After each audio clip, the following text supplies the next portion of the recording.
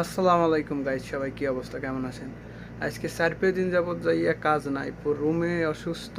আর দ্বিতীয় কথা হইছে, কাজ কাম না থাকলে আর মানুষ মানে টাকা পয়সা হইলে মানুষ এত মানে যাইয়া খারাপ হয়ে যায়, মানে ভাবার মতো না।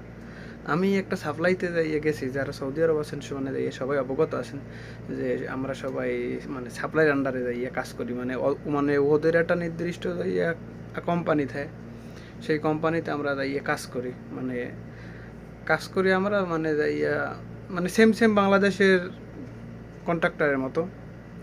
তো ওরা আমাকে যাইয়া টাকায় চলে। তো আমি এক সাপ্লাইতে যাইয়া একটু ইয়ে বৈশা রয়েছি, একটু ইয়ে গরম ছিল।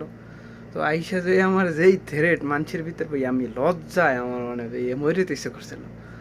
মানে খুবই খারাপ। মানুষ টাকা পয়সা হইলে যে মানুষের সাথে এরকম মানে যাইয়া খারাপ ব্যবহার করতে পারে, এটা আসলে আশা করা যায় না। কারণ সবারই ভাবা উচিত যে সবাই এই দেশে যাই এক কাজের জন্য আসছে। ও হয়তো বা হ্যাঁ অনেক যাইয়া টাকা পয়সা আছে, হে আমাদের মতো যাইয়া লোকজন যাইয়া খাড়াই হে যাইয়া টাকা পয়সা ইনকাম করে।